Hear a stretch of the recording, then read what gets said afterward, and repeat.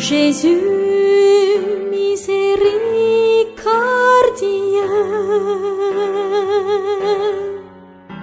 j'ai Le Seigneur soit avec vous.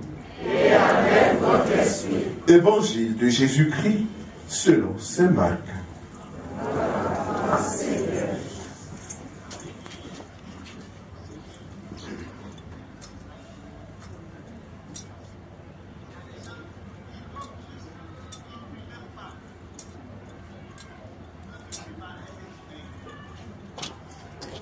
Veuillez vous asseoir.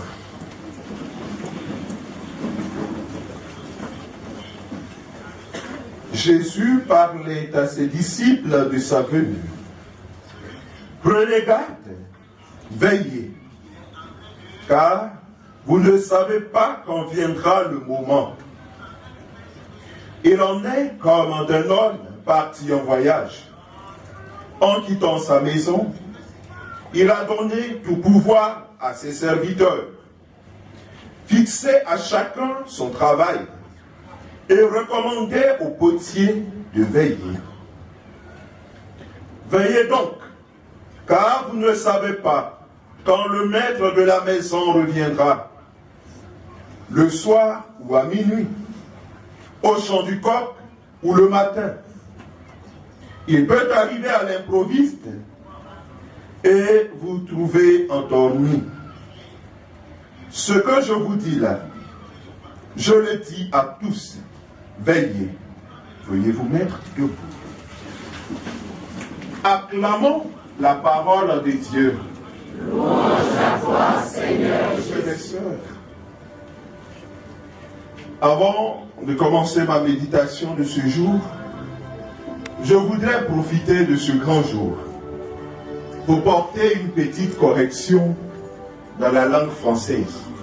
Pas que je suis trop bien, mais seulement que l'occasion s'y prête. Le Seigneur nous dit aujourd'hui, veillez.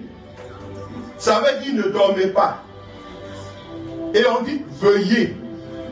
Ça veut dire s'il vous plaît. Veuillez. Ça c'est s'il vous plaît. Maintenant veillez, c'est ne dormez pas. Mais généralement on entend dire veillez, veillez vous lever. Ça veut dire non qu'à dormir en se levant. Mes frères, mes sœurs, nous sommes le premier dimanche du temps de l'Avent. Nous venons aujourd'hui d'entrer dans la nouvelle année liturgique B. Et lorsque nous entrons dans cette nouvelle année liturgique, Dieu nous fait la grâce de célébrer avec notre Père curé 17 ans de vie sacerdotale. Il y a ces chanteurs zoulous qui disent on a tous 17 ans. Qui va se négliger? À 17 ans, on ne se néglige plus. Parce que désormais, on entre dans la fleur de l'âge. À 17 ans de vie sacerdotale, notre Père curé ne peut plus se négliger. Parce que expérience est trop, comme disent les jeunes.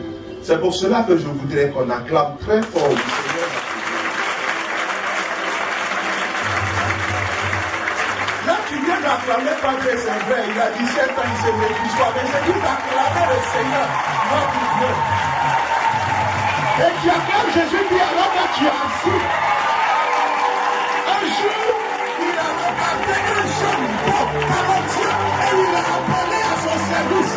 Et depuis 17 ans, après avoir fait au moins 7 ans de vie au séminaire, depuis 17 ans, il a été fidèle dans son sacerdoce. Il faut acclamer encore Jésus. Alléluia. Oh, j'aime Dieu. J'aime Dieu, le fidèle. Amen. Maintenant, tu vas t'asseoir. Alléluia. Amen. Tu sais pourquoi tu viens d'acclamer le Seigneur comme ça? Parce que Jésus dit tout à l'heure, il a dit dans sa parole, lorsque le maître partait, il a donné tout pouvoir à ses serviteurs. Et il a dit à chacun, voici ton travail. Et puis il leur dit, veillez. Mais si la fidélité de Dieu n'est pas là, tu ne peux pas veiller. Vous vous souvenez de ces 10 jeunes filles? Elles étaient 10. Lorsqu'elles partaient, on dit il y a 5 insensés. Quelque part, on dit elles sont folles. Elles n'ont pas pris de pétrole. Il y a 5, elles sont prévoyantes, sages. Elles ont pris pétrole. Mais lorsqu'elles sont arrivées, on dit elles étaient tous fatiguées. Alors, elles s'assouplient. Il nous arrive tous, mes frères, mes soeurs, de nous assouplir.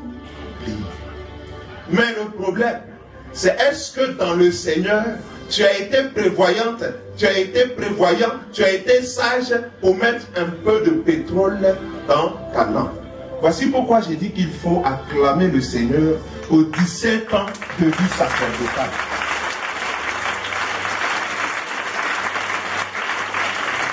Vous pouvez me croire, je n'ai que 2 ans et demi, mais Dieu est merveilleux. Alléluia. J'aime celui qui m'a appelé à son service. Mes frères, mes sœurs, depuis 17 ans, il s'est attaché à son Seigneur. Il est pécheur comme tout le monde. Il a eu des hauts, il a eu des bas. Mais il s'est attaché, accroché à Jésus-Christ. Après, il n'a rien fait. Alors, depuis 17 ans, il a tenu ferme dans le Seigneur. Lui n'est pas fidèle, mais le Seigneur est fidèle. Et la fidélité du Seigneur dans sa non-fidélité fait que lui devient fidèle au Seigneur. C'est là le mystère de la foi. Alors, en ce premier dimanche, le Seigneur nous dit, veillez. Si vous voulez être fidèle, il faut que vous soyez fidèle en moi. Il faut que ce soit ma fidélité que je vous donne. Et c'est pour cela que je voudrais avec vous en ce jour méditer espérance contre toute espérance. Là où on dit il n'y a plus d'espoir, c'est là que tu dois pouvoir regarder le Seigneur et tu dois voir qu'il y a absolument une lumière quelque part qui peut se lever pour toi. Lorsqu'on dit que tout est gâté et que ça ne va pas, c'est là que tu dois lever les yeux vers Jésus-Christ et lui dire, viens Seigneur. Demande à Isaïe dans la première lecture. Il pleure et il demande au Seigneur, mais ça fait longtemps que tu nous as abandonnés. Toi-même tu sais que sans toi nous ne pouvons pas tenir. Mais Seigneur, où es-tu? Est-ce que tu vas nous laisser comme ça? Non. Maranatha, viens Seigneur Jésus. Est-ce que de temps en temps, dans ta situation particulière, tu pleures Maranatha, viens Seigneur Jésus? Ou bien tu pleures autre chose? Viens Seigneur Agent. Alléluia. Aujourd'hui c'est la fête, donc je ne vais pas trop écorcher les gens. Amen. Dieu est merveilleux, c'est la fidélité du Seigneur. Jésus dit, si tu veux être fidèle, si tu veux pouvoir tenir, il faut que tu tiennes en moi.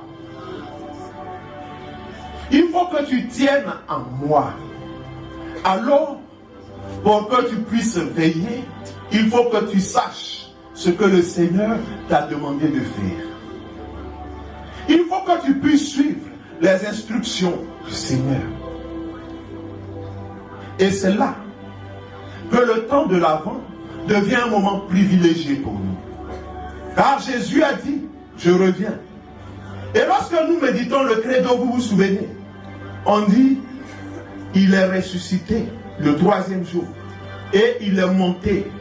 Il est assis à la droite du Père. Maintenant, étant le bras droit du Père, il va revenir. Et son règne n'aura pas de fin. Mais lorsqu'il revient, il va faire quoi? Il vient pour juger les vivants et les morts. Il va revenir. C'est une vérité. Et Christ reviendra. Maintenant, la question, c'est comment revient-il? Ah, il y a des gens qui se posent toujours la mauvaise question. Vous vous souvenez de cette histoire que je vous ai racontée la dernière fois?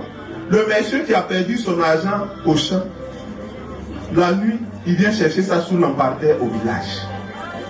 C'est là-bas, il a oublié son portefeuille dans le champ. Et puis il vient chercher ça ici au village. Son camarade, il le regarde juste, il dit, attends, je vais t'aider. Il cherche, il dit, Joe, tu dis le portefeuille là même, tu as laissé ça. Il dit, non, j'ai perdu ça dans les champs. Mais comme ici, il y a plus de lumière, donc je suis venu chercher ça ici. Alléluia. Ah, il dit vraiment, il n'y a pas de bénéfice dessus. Bien-aimé, quand Christ revient, on ne se pose pas la question quand est-ce qu'il va revenir. C'est pas ça qui est important. Ce qui est important, c'est s'il descend tout de suite. On est là, on dit on célèbre 17 ans de vie sacerdotale de Padre, premier dimanche de l'Avent. Alors que l'Église nous dit espérance joyeuse. Donc, on peut toujours fêter. On est en train de fêter ces 17 ans. Voici du haut du ciel, du haut de son trône de gloire. Il descend sur ce nuage de feu et paf, Jésus est là. Est-ce que tu peux dire, Seigneur, je suis prêt? Est-ce que tu peux lui dire, Seigneur, je suis prêt, allons-y? Ou bien tu vas dire, attends, j'ai oublié mon 31 à la maison. Il faut que j'aille chercher. Parce qu'au ciel, on dit à la fête là-bas, il faut que je sois pata. Bien Nicpéro. Non, en fait, hier, il n'y a pas eu messe des jeunes. Donc, c'est en même temps pour les jeunes aussi. Parce que quand on est entre nous jeunes, on se parle, quoi. Est-ce que si Jésus descend aujourd'hui, tout à l'heure, maintenant, à la seconde, moi, ils vont dire qu'à coup, je peux déposer mon micro et puis dire, Seigneur, allons-y. Bon, la réponse est entre Dieu et moi, ça y est dans mon cœur. Alléluia. Mais pour toi, mon frère, pour toi, ma soeur, je veux que tu puisses dire, oui, je le peux. Mais pour cela, il faut que tu saches que chaque jour, Jésus est arrêté là devant toi. Et que maintenant même, il est juste à côté de toi. Quand tu regardes à droite, ton frère, ta soeur que tu vois, voici Jésus. Quand tu regardes à gauche, ton frère, ta soeur, voici Jésus. Jésus veut chaque jour venir dans ton cœur, venir dans ton âme. Mais est-ce que ton cœur et ton âme sont disposés à? Jésus est fidèle dans la charité. Est-ce que toi, ta fidélité dans la charité se fait sentir? Ou bien tu es toujours à calculer ta charité en fonction des intérêts que tu peux recevoir dans la charité? Si je donne, qu'est-ce que je peux avoir? Quelqu'un m'a dit quelque part, mon père, c'est ça qui fait qu'aujourd'hui notre monde est en train de mourir. Parce qu'il n'y a plus de gratuité dans ce monde. Ce monsieur, il s'appelle le pape François. De temps en temps, il m'appelle. C'est mon papa. Donc, de temps en temps, il m'appelle le pape François. Il dit, la gratuité a fui notre monde. Voici pourquoi notre monde part à la perdition. Tu appelles un enfant tout de suite, mon petit. Va m'acheter une Yamankoudi. Et te regarde, si je reviens, tu vas me donner aussi. Si je mange à la maison, vous voyez chaque jour. Amen. Babou, va laver la douche. Comment si je lave, tu vas me donner combien? Depuis j'ai dit de payer mon jeu là, est-ce que tu as payé? Bon, ça c'est au niveau des enfants. Au niveau des grandes personnes, j'ai dit aujourd'hui c'est la fête, donc je ne vais pas trop écorcher. Mais toi-même tu sais. Tu sais, non? Ou bien qu'à parler. Alléluia.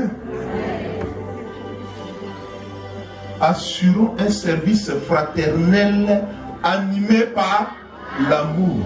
C'est dans la gratuité. C'est dans la gratuité. Mais ce que je veux te dire aujourd'hui, c'est que celui que tu vois chaque jour, à côté de toi, que tu ne considères pas, que tu n'aimes pas, que tu es, c'est Jésus qui est là. Ton frère qui ne comprend pas une matière jeune, que tu dois aider à comprendre, mais que tu veux être premier de classe dont tu ne veux pas l'aider, c'est Jésus que tu refuses d'aider. Voici comment Jésus veut naître dans ton cœur. Voici comment Jésus veut naître dans ton âme. Ce professeur que tu n'aimes pas, il est trop méchant. Lui là, il donne jamais bonne note aux gens. Sa vilaine tête, il dit Jésus, ta vilaine tête.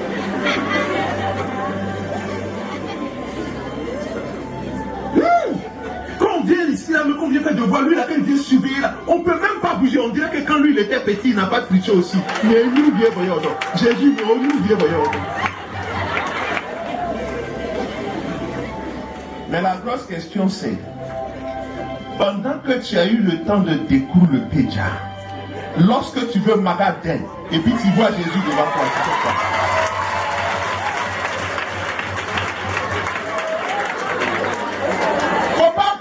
Faut pas applaudir à cause de mon nouchi, ça il y a longtemps je suis déjà. Mais la question, il faut écouter ma question. Tu veux magasin, Jésus arrêté devant toi, tu fais quoi?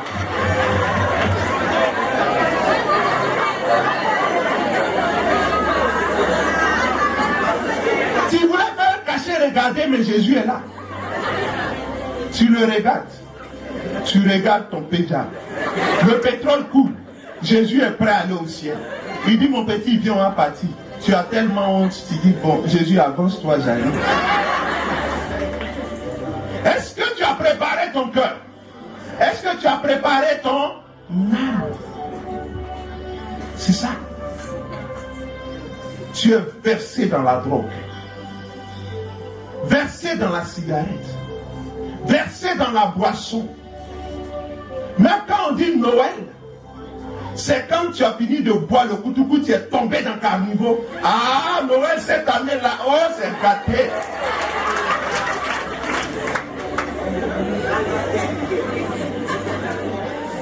Qui t'a dit que Jésus naît dans Carnivore? On dit il est né dans la mangeoire. On n'a pas dit il est né dans Carnivore. Jeune, le Seigneur dit change ton habitude, change ta façon de voir. Car ta maman qui pleure chaque matin, chaque midi, chaque soir devant le Saint-Sacrement, c'est Jésus que tu es en train de martyriser, c'est Jésus que tu es en train de faire souffrir. Ton papa qui laisse la nourriture de la maison, on ne mange pas à la maison, à cause de tes études, on fait coup franc. Tu connais coup franc? C'est un repas par jour. Si on a mis là que tu n'es pas là, tu es foutu. Il faut attendre demain matin. Tu fais jeûne d'Esther forcé contre ton gré. La nuit, tu entends. À cause de toi, on fait coup franc à la maison. Parce qu'on doit prendre l'argent pour payer tes études. Et puis toi, tu es dans les décalements. Tu te promets. À la fin de l'année, tu viens présenter 2 de moyenne. Ton papa qui souffre, c'est Jésus que tu es en train de faire souffrir. Jésus dit, change ton comportement. Dispose ton cœur. Dispose ton âme à l'accueillir. Chers parents, vos enfants qui souffrent de manque d'amour de votre part, c'est Jésus que tu es en train de priver d'amour. Il est vilain. Tu ne l'as pas désiré. Tu ne voulais même pas qu'il vienne au monde. Tu as essayé un avortement. Mais Jésus a attrapé l'enfant dedans là-bas. C'est pas grave. Maintenant qu'il est là, il faut l'aimer. Parce que c'est Dieu qui te l'a donné. Tu ne l'aimes pas. C'est Jésus que tu n'aimes pas. J'aime trop Saint Jacques. Il dit, si tu lèves les yeux au ciel, en train d'aimer Dieu que tu ne vois pas, alors que ton frère qui est à côté de toi, tu ne l'aimes pas, et tu as tout dit fouet, tu es un menteur.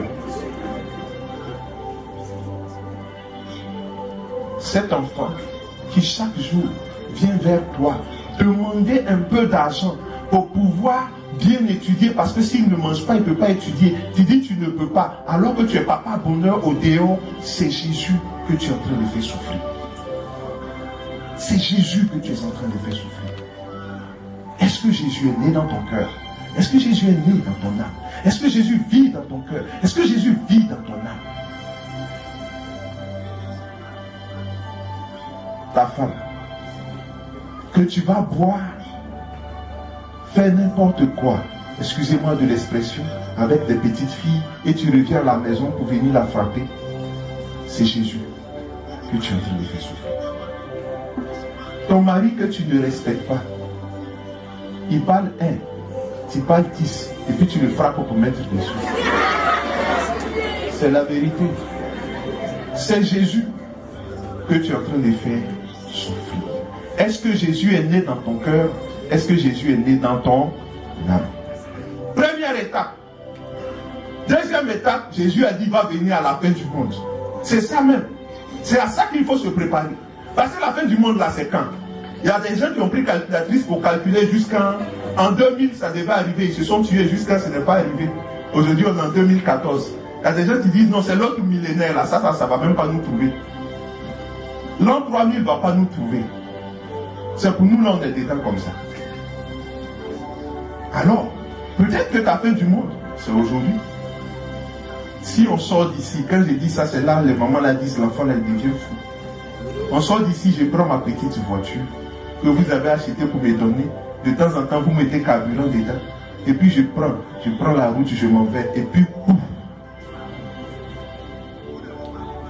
On a fini à 10 h. À midi, on vient vous annoncer. Le père Yvon a eu un accident et il est mort. C'est ma fin du monde. Peut-être. Mais est-ce que je ferai partie des bienheureux? Est-ce que je ferai partie des saints? Voici la grosse question. Vous pourrez pleurer. Même ceux qui ne m'aimaient pas, même vont m'aimer sur le champ. Les Africains ont peur des cadavres. Tous ceux qui m'insultaient là, ils vont dire de bonnes choses. Et l'enfant là, il était bien. Jésus était trop en lui. Tout ça, c'est bien. Mais est-ce que je suis à côté de Jésus? Peut-être que ça peut t'arriver aussi. Est-ce que tu es prêt? Voici la seule question. Premier dimanche du temps de l'Avent de l'année B nous dit une seule chose. Dans le Seigneur, espérer et changer de comportement. Avant, tu étais peut-être mauvais. On t'a dit même que tu ne peux pas changer. Jésus dit, moi aujourd'hui, je te dis que tu peux changer. Alors, il faut espérer. Une fois que tu vas faire ça, alors Matthieu 6, verset 33 va se réaliser dans ta vie. Parce que tu as cherché le royaume des cieux, tout le reste te sera donné de surcroît. Tu auras tout ça comme une boisson. Si tu crois, tu vois la gloire de Dieu. Padre, 17 ans, 2 ans et demi, qu'est-ce que je peux te dire? Il a été mon maître de stage. Donc vous comprenez que il n'y a pas grand chose que je puisse dire parce que la majorité de tout ce que je sais, c'est lui qui m'a appris. Mais je voulais juste te rappeler une seule chose que tu m'as dit quand on était assis comme ici. Tu m'as dit que premier jour je suis arrivé, quand on est rentré en chambre nous deux, tu m'as dit, mon petit, tout ce qui va arriver, sache que c'est Dieu qui t'a appelé. Si tu es avec Jésus, tu vas t'en sortir. C'est tout ce que je peux te dire. C'est ce que j'ai suivi. Aujourd'hui, je suis là. Peut-être que j'ai avoir 17 ans comme toi. Je ne vais pas me négliger. Peut-être même que j'ai avoir...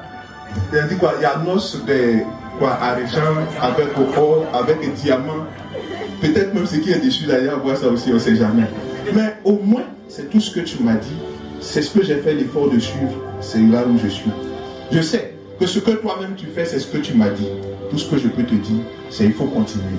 Nous, mes frères et moi, mes soeurs et moi, on va toujours prier pour toi. Parce que nous savons ce que tu fais pour nous. Nous connaissons l'importance de ta présence au milieu de nous. Jésus-Christ, simplement là, avec tout le monde. Quand ça ne va pas, le berger, il prend un peu bâton et puis chicote. Un peu seulement. Et puis, on se redresse. Mais quand ça va, le sourire et la joie ne nous manquent jamais. Bisous à toi.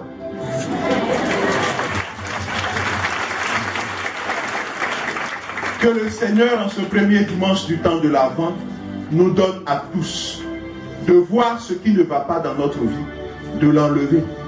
Parce que chaque fois que quelque chose ne va pas dans notre vie, c'est Jésus que nous faisons souffrir. Chaque fois qu'on fait souffrir un frère, une soeur, c'est Jésus qu'on fait souffrir. D'enlever tout cela et puis de prier, de croire que ce que nous demandons, Jésus va nous aider à l'avoir. Et je vous assure que d'ici la fin du temps de l'Avent, on va avoir tout ce que nous sommes en train de demander, particulièrement les grâces dont on a besoin pour faire le travail que Jésus nous a donné. Moi, je peux vous dire une chose. Tout ce temps de l'Avent, il ne faut pas vivre sans oublier, en oubliant la Vierge Marie. Si tu as oublié la Vierge Marie, tu as tout perdu. Vous savez pourquoi? Parce que c'est elle qui a les secrets de Jésus.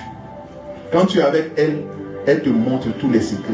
Et puis tu te prépares. Quand tu arrives devant Jésus, Jésus dit, oh, de toute façon tu es habillé là. Je connais ton styliste. Elle s'appelle la Vierge Marie. Que le styliste de Jésus-Christ vous bénisse.